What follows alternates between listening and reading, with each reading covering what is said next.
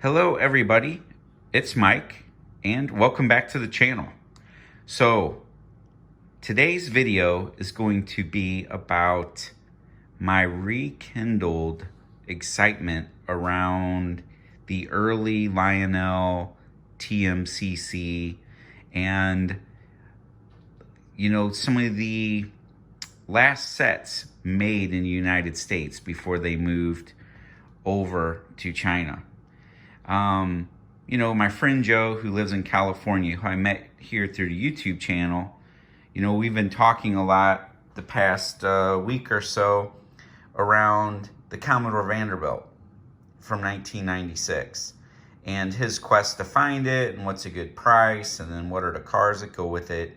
And so that got me getting out the old Lionel catalogs and going through finding the years and the model numbers and all that stuff. Because when I first started in Lionel, in O-Gauge, I should say, outside of just our set for around a Christmas tree, which back in 2017 is when it happened. Actually, it'll almost be 6 years here shortly. April 4th, 2017 was my first purchase. I quickly began to find a lot of interest in the late 90s stuff. I liked the post-war 2, and Legacy and Proto 2 and Proto 3 hadn't even entered my radar yet. I didn't know anything about it, and I had plenty of prototypical looking locomotives in that in scale, so I wasn't overly concerned about getting an O scale. I wanted a lot more around the history of Lionel and what it was known for, which was being made in America, and its long legacy and history of products. And so the Warhorse set and the post-war celebration series, which was not made here in the US, but the 773 freight set were two of my very first sought after sets. And I had bought this Warhorse set. You can see it even has this product has been visually reviewed by, and this has not been opened. I bought a set, opened it, and it was my most run set. Then in 2020, when I did my first Lionel pre-orders for New Legacy and Vision Line stuff, I sold the set in order to, not overly invest in trains and recycle some of the money and get some Legacy. And then as I quickly started having a falling out with Legacy and the quality of the new Lionel products, then this summer was really the last straw, as you guys have seen in my other videos. I found this set again, new in box, and it hasn't been run yet. It came two ways. You would get magnet traction, or you would get another set of drivers that you could use with traction tires. And this hasn't been out. I'm probably going to do a video because knowing this hasn't been run, I had all the Commodore Vanderbilts except for one from this era.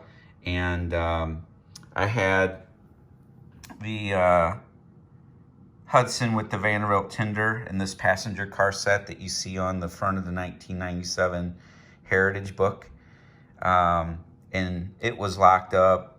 My first Santa Fe Warhorse set, the locomotive was locked up because the grease they use hardens, and you have to remove all that grease and put in your own new grease before the locomotive will typically run.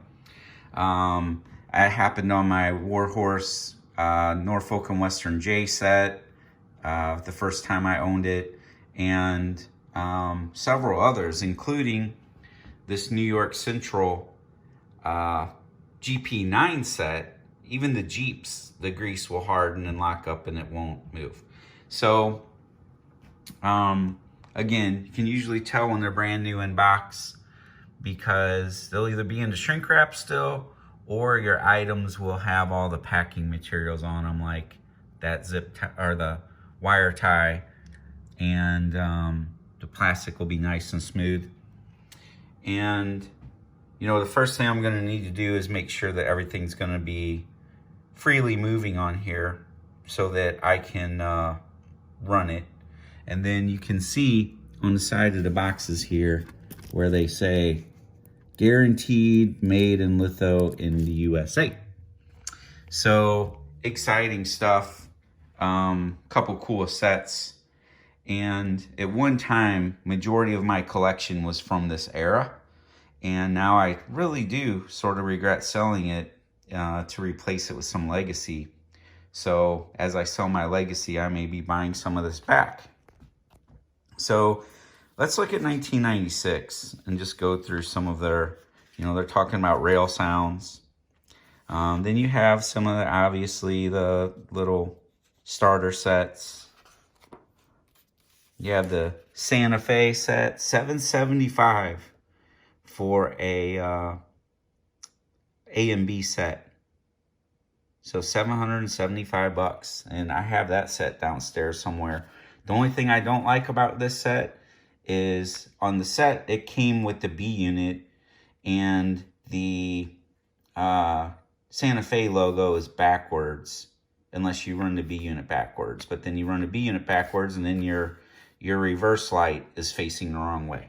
So that's one thing that irritates me about this set is when they painted on the Santa Fe, which I see it on a lot of different items with it reverse instead of this direction. All right, so there's the Warhorse set, $1,295.95, and that's a semi-scale J with early rail sounds. And I've owned that set twice. I do like that set a lot. And my friend Doug recently bought my Minton shrink wrap one, so I could buy my Class A Norfolk and Western Vision line. So I'll probably buy this set again at some point. Then this has been one I've never been able to get. You know, the 773 Hudson from 1997 with the Lionel Madison cars. Then this is the Commodore Vanderbilt that I was referring to that Joe just got. That locomotive in 1996 was $1,200.95. It's pretty crazy. And then the 4-car set was $400. And then a few years later, they released a 2-car set for it. So here's the New York Central set that is right here. They made it in Southern Pacific and New York Central. Slightly different consist. And you can see the pricing there. So the locomotive with the cars came in at $650. Then you could get an extra locomotive for $299. Later, in like 1997, I believe, they ended up, or maybe 1998, they released the cabless Bs for them, which is right here. Then, you know, typical rolling stock that was available. And, you know, most cars were $29 to $45, $55. Then there was one at $149 for the steel ore car. So, that's, you know, so similar prices to what we're seeing now on the high-end side. Then there's more cars that were available. And then you have the accessories. And more accessories. And then on the back here, you have the Service Center exclusive set for $499 for a little diesel and 2 ore cars. So not exactly inexpensive back then. Then if we look at 1997, this is the brochure for the Warhorse set that you see on the table. And then, you know, there's a few other little things in here. But they did a really good job, I think, with representing this set in the catalog. This is slightly weathered. There's all the cars for it. And you could buy one extra add-on car, which I have.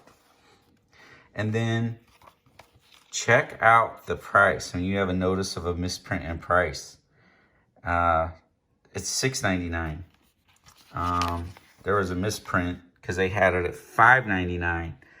So I had this engine, and I think I sold it for 150 bucks. Because they're just not very realistic looking. But for back in the day, this was the stuff people wanted. It was one of the first scale diesels, and they had TMCC in it. And, you know, it just goes to show you, $5.99. You know, Lionel and MTH, you get a lot more for your money now than back then for $5.99. And then I had this entire Union Pacific ore car train.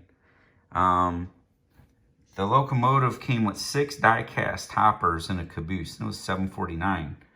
And you could get another 4-car hopper set, and they were die-cast.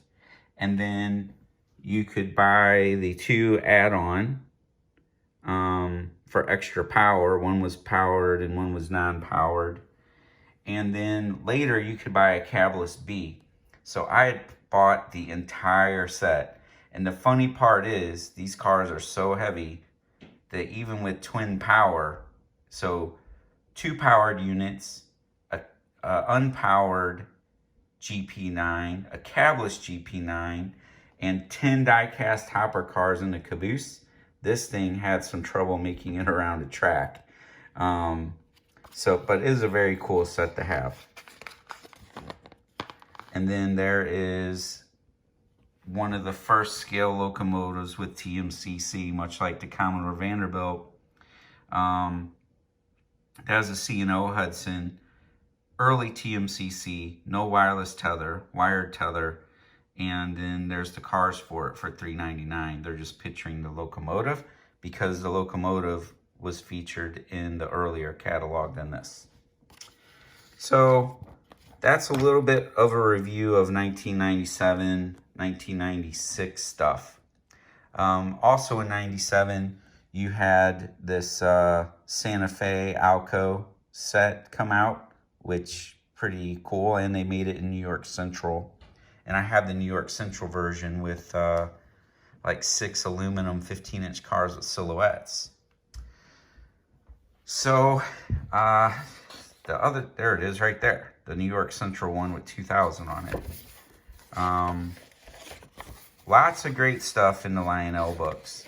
And I guess my point being, you know, I maybe should not have sold a lot of them.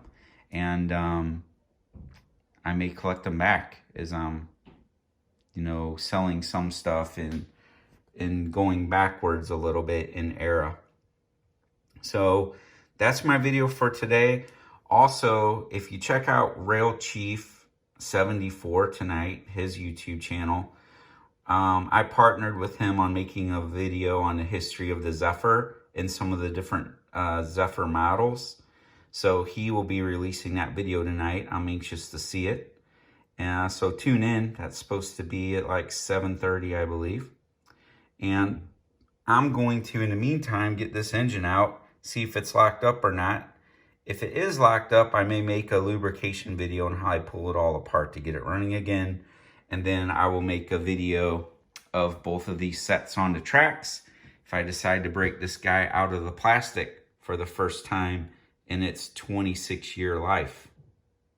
So pretty amazing that some of these were never ever used, but will be fun to see them on the rails. So with that being said, I hope you tune into Rail Chief 74's channel and tune in next time when we get these guys onto the rails. And let me know if there's any other catalogs or history you'd like to see. Just trying to share stuff as we go. And, you know, make it a little more than just seeing trains run. We see a whole lot of that, but maybe a little more history. And I told you early on that I would talk about collecting and buying stuff. And this is more video geared around that. So I hope you enjoyed it, and I'll talk to you soon.